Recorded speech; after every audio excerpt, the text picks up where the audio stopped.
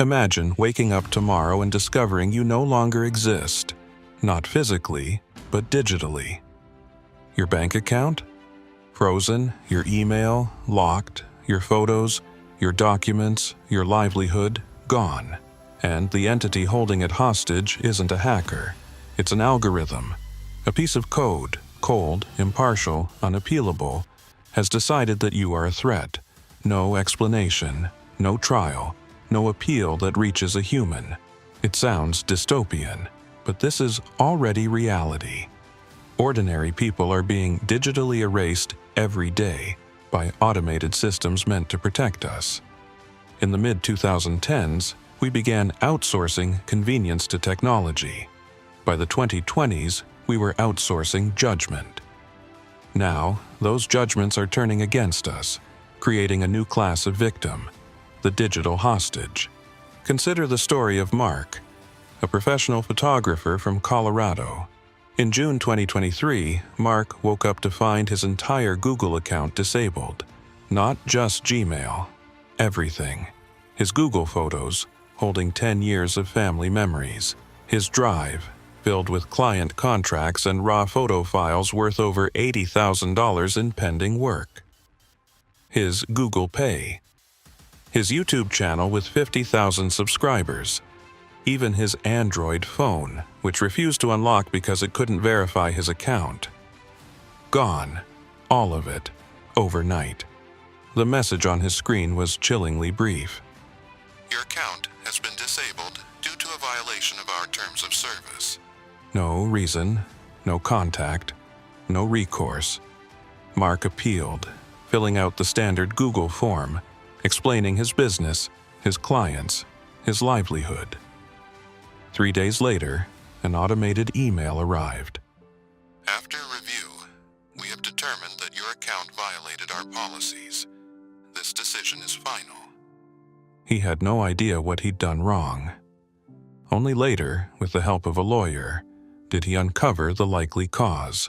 An AI-powered content moderation system had flagged one of his images, possibly a candid beach photo of a child or an artistic nude from a past photo shoot, as potential child sexual abuse material. The algorithm, trained on vast datasets to detect even remote risk, had decided his work was dangerous. No human had ever seen it. Mark spent 7 months and $15,000 in legal fees before Google restored his account.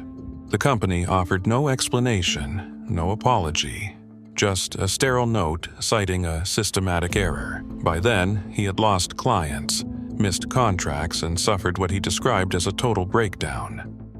His digital life, his business, his identity, had been held hostage by a machine. Mark's case isn't an anomaly. It's a warning. The architecture of the digital cage. To understand how this happens, we must look at the systems that run our online lives. Every major platform, Google, Meta, Apple, Amazon, PayPal, even banks and universities, relies on machine learning for moderation, security, and fraud detection. No human workforce could possibly monitor billions of users and trillions of transactions.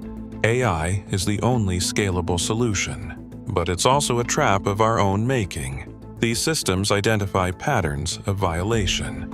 They don't understand context, intent, or meaning. A parent takes innocent bath time photos of their toddler. An algorithm sees nude child images. A journalist documents war crimes. An algorithm flags violent extremist content. A researcher publishes suicide prevention material. An algorithm suspends the account for promoting self-harm. The algorithms aren't malicious, they're cautious. Because to corporations it's better, legally, financially, to falsely ban 1,000 innocent users than to miss one real criminal. It's a design philosophy rooted in fear, minimize liability, even at the cost of human lives. The system doesn't care about context. It only knows probability. If you fall on the wrong side of a statistical curve, your digital existence can vanish. The threat goes deeper than photos and posts. It extends into the bloodstream of modern civilization, our money, our credit, our very identities. Banks and payment processors rely on sophisticated AI models, random forests, neural networks, to detect fraud. These systems analyze thousands of signals: time of day, transaction history, merchant type, geolocation, spending habits. When the AI sees a deviation, it freezes your account.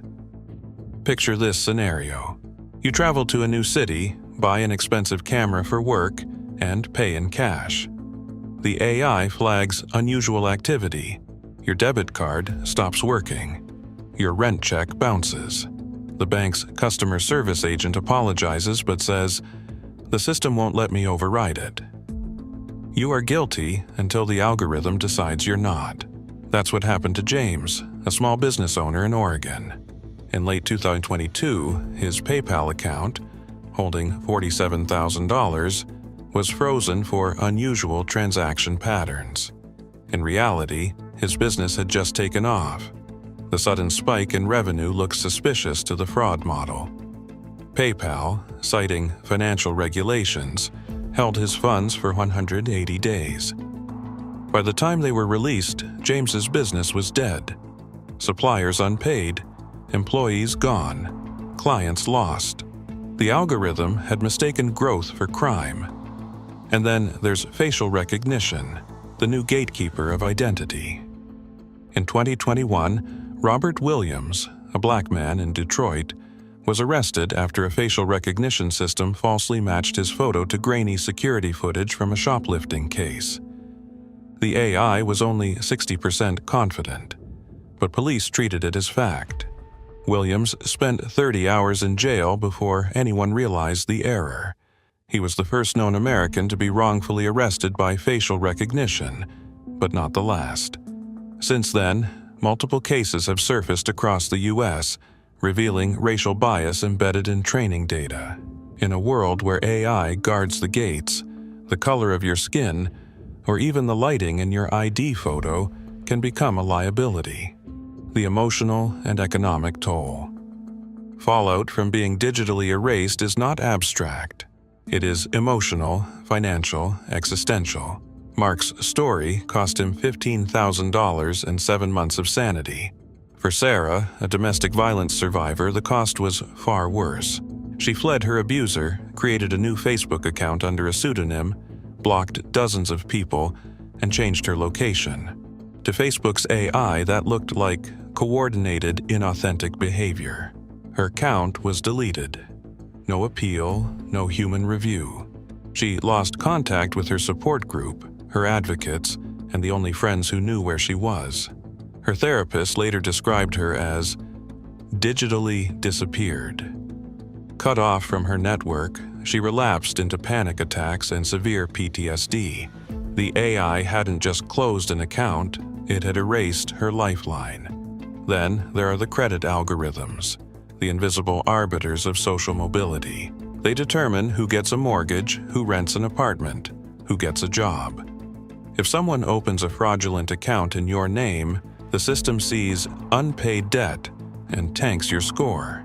You appeal, but your dispute is filtered by another automated process that often never reaches a human. It's a digital purgatory, an endless loop of automated rejection. You become financially exiled, punished by data you don't control. False positives aren't just technical errors, they're human rights violations, measured in ruined businesses, fractured families, and psychological trauma. The void of digital due process. Why can't this be fixed? The answer lies in a perfect storm of technology, law, and corporate power, proprietary opacity. The algorithms that make these decisions are trade secrets. Companies claim revealing them would help bad actors evade detection, so no one, not you, not regulators, not even judges, can see how the AI decided your fate.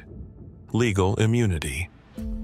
Under Section 230 of the U.S. Communications Decency Act, platforms are shielded from liability for moderating content. That means they can suspend or delete users in good faith for any reason or no reason at all. You can't sue for wrongful termination of your digital identity. The algorithm is judge, jury, and executioner. Algorithmic appeals. The appeal process is often automated too. When you submit your appeal, it's reviewed by another model, sometimes the same one that made the original decision. You're trapped in an infinite loop of self-referencing algorithms, an automated theater of justice that gives the illusion of process while denying it in substance. What's missing is a concept of digital habeas corpus, the right to challenge a digital detention and demand a human explanation. Until that exists, algorithms operate without accountability, and users remain powerless. Shielding yourself, the art of digital survival. We can't wait for corporations or lawmakers to fix this. Until digital due process exists, we are our own best defense. Digital diversification. Never put your entire digital life in one ecosystem. Use multiple email services, backup providers, and storage platforms. If one collapses or bans you, you're not erased entirely. Offline redundancy. Keep physical copies of your most important data. Follow the 3-2-1 rule. 3 copies, 2 types of media, 1 stored offline. An external hard drive in a drawer can save your life when the cloud turns on you. Financial pre-notification. Before major trips or purchases, notify your bank. A 2-minute call can prevent a week of frozen accounts. Escalate and publicize. If you're wrongfully locked out, make noise. Contact press offices, lawyers, regulators, and social media. Corporations respond faster to bad publicity than private complaints. Demand a digital Bill of Rights. Support advocacy groups pushing for transparency and algorithmic decision-making. We need laws that require human oversight in high-stakes automated decisions. Laws that recognize your right to appeal an algorithmic verdict. The new reality. Mark got his account back eventually, but he's not the same. He now keeps 3 separate cloud backups, 2 hard drives, and 1 encrypted offline archive. He no longer trusts convenience. He calls it digital paranoia. But maybe it's just realism. Every day, algorithms decide who we are. Whether we're trustworthy enough to access our money, safe enough to post online, worthy enough to exist in the system. Most of the time it works. But when it doesn't, when the code decides you're a threat, you'll find there's no one left to talk to. Your data, your history, your life. Held hostage by an AI that doesn't understand you and doesn't need to. We built this system. Now we live inside it. And the question isn't whether you'll ever become a digital hostage. It's whether, when it happens, anyone will notice that you've disappeared.